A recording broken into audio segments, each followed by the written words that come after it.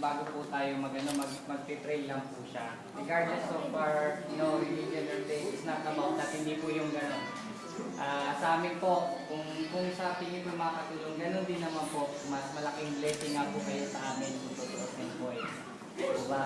So, hinihiling po lang namin na konti tapos mag-pray lang po tayo. Okay lang po? Okay lang po. Sinisilat po namin na kahit sa parang po. Ay, hindi ba? Tangkad kayo. Pasensya na po. Nakikita na siya. Pinipilit po namin na kahit sa konting pamamaraan po meron kami mayan sa inyo po. Dahil tayo po ay magkakapatid.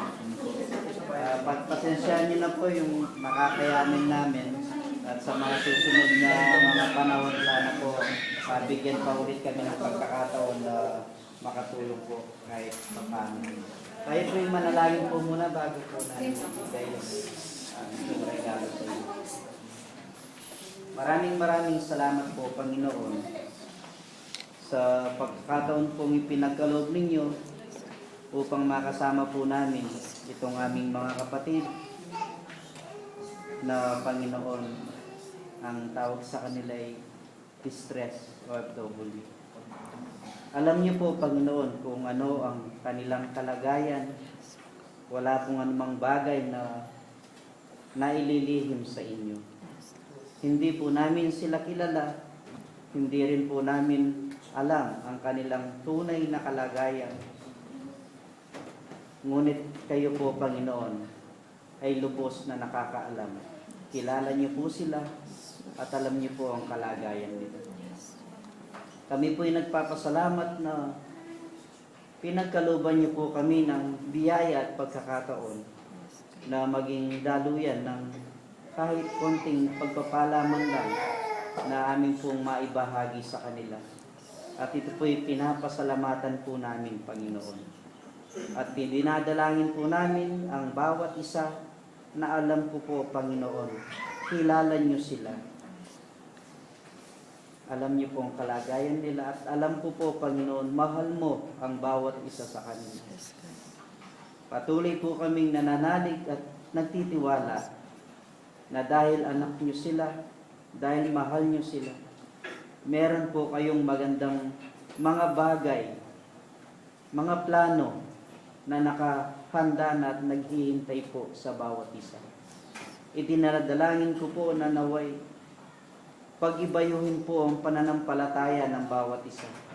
Ang pagtitiwala sa inyo, ang pag-asa na merong isang Diyos na kailan may hindi natutulog, na kailan may hindi nagpapabaya. Diyos na Panginoon, Diyos na makapangyarihan, Diyos na kayang gawin ang lahat, maging ang mga tinatawag naming himala. At ito, Panginoon, kung nangyari noon, ay mangyayari pa rin ngayon hanggang sa kasalukuyan. Dinadalangin ko po ang bawat isa sa aming mga kapatid ngayon. Lord, sana po'y makamtan na nila ang kasagutan sa kanilang mga dalangin. Kung meron ang dalangin nila, sana'y makauwi na sa aming bansa. Lord, itinataas ko po sa inyo ang Philippine Embassy, ang mga kapatid na may kakayahan na tumulong upang mabigyan na sila ng ticket, Panginoon, upang makauwi na sa Pilipinas. Ang iba sa kanila na naghahangad na makapagtrabaho pa rito, Panginoon, ipagkaloob niyo po sana sa kanila ang pagkakataong hinihiling nila. Ang mga amo na magiging mabait sa kanila at magbibigay ng kanilang mga karapatan.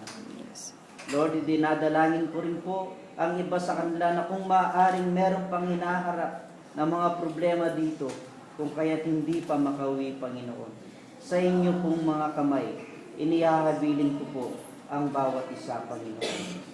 Lord, muli po maraming salamat at patuloy po kaming naniniwala sa inyo at nagtitiwala.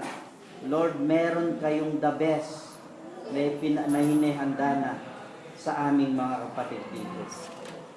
Sa aming Panginoong Hesus na tagapagligtas at sa aming mga kapatid ngayon na maging mga Muslim, O Lord, nilalapit ko po ang bawat isa sa kanila Diyos na aming iisang Diyos, O Lord, amin pong inilalapit itong mga dalangin. Amen. Maraming salamat po ulit. Sino po yung kasi si Sister, pangalan mo kausap. Basta pagitulungan. Kayo po kasi kilala niyo sila. Tapos po, yung mabibigyan nito, para makakita